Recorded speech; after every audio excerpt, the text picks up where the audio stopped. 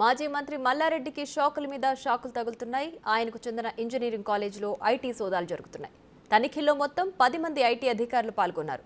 College యాజమాన్యం సిబ్బందిని 4 గంటల పాటు ప్రశ్నించిన అధికారులు కీలక పత్రాలను స్వాధీనం చేసుకున్నారు.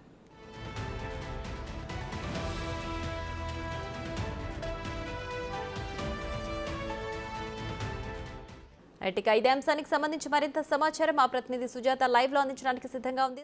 మల్లారెడ్డి ఇంజనీరింగ్ కాలేజ్లో ఉదయం నుంచి ఐటీ రైడ్స్ అయితే కొనసాగుతూ ఉన్నాయి. ఎందుకంటే ప్రధానంగా కీలక ఆరోపణ మొదటి నుంచి గతంలోనే ఐటీ రైడ్స్ జరిగినప్పుడు కూడా అక్కడ ఉన్నటువంటి మేనేజ్మెంట్ సీట్స్ ఏవైతే ఉంటాయో వాటిని అధిక మొత్తంలో అమ్ముకుంటున్నారు. వాటిని ఎక్కడా కూడా రికార్డ్స్లో నమోదు చేయడం లేదు. ఆదాయానికి మించినటువంటి ఆస్తులు ఏవైతే ఉన్నాయో అటు వాళ్ళ కుటుంబ సభ్యులతో పాటు బంధువుల పేర్ల మీద కూడా పెట్టారు అని చెప్పేసి ఆరోపణలు ఉన్నాయి. ఈ నేపథ్యంలోనే ఈ రోజు ఉదయం 10 మంది అధికారులు అటు ఇంజనీరింగ్ కాలేజ్కి వెళ్ళి అక్కడ పూర్తి స్థాయిలో తనిఖీలు చేశారు. కీలక డాక్యుమెంట్స్ కూడా స్వాధీనం చేసుకున్నారు. అంటే మేనేజ్మెంట్ కోటాకి సంబంధించినటువంటి ఎన్ని సీట్స్ అనేది అమ్మారు, అదేవిధంగా ఎంత మొత్తంలో అమ్మారు, ఎందుకు రికార్డ్స్లో పొందుపరచలేదు అంటూ అక్కడ ఉన్నటువంటి యాజమాన్యంతో పాటు స్టాఫ్ని కూడా దాదాపు 4 గంటలు అయితే మాత్రం విచారించారు. ఈ నేపథ్యంలోనే అటు మొదటి నుంచి ప్రధానంగా ఆరోపణలు ఏంటి అని అంటే కాలేజ్కి సంబంధించినటువంటి ఫీజులు అధిక మొత్తంలో వసూలు చేస్తున్నారు అని చెప్పేసి తల్లిదండ్రులు కావచ్చు, విద్యార్థులు కావచ్చు, అక్కడ చదువుకుంటున్నటువంటి ప్రతి ఒక్కరు కూడా ఆరోపిస్తున్నటువంటి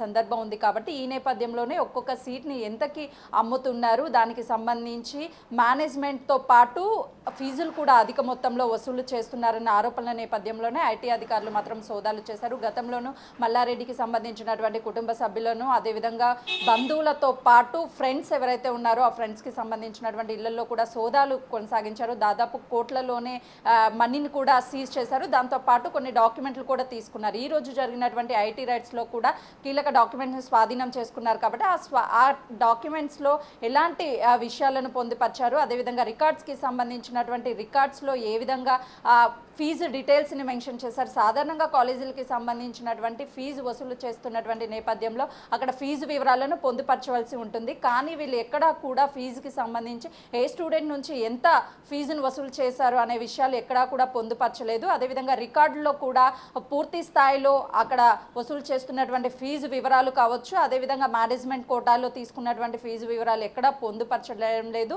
తప్పుడు తడాకాలు చూపిస్తున్నారనే ఆరోపణల నేపథ్యంలోనే ఐటీ రైట్స్ అనేది కొనసాగించారు. కాబట్టి ఏవైతే డాక్యుమెంట్స్ని స్వాధీనం చేసుకున్నారో ఆ డాక్యుమెంట్స్ని కీలకంగా పరిశీలించిన తర్వాతనే చర్యలు ఉంటాయని కూడా అధికారులు చెప్తున్నటువంటి పరిస్థితి ఉంది. Right Sujatha, thanks for the updates.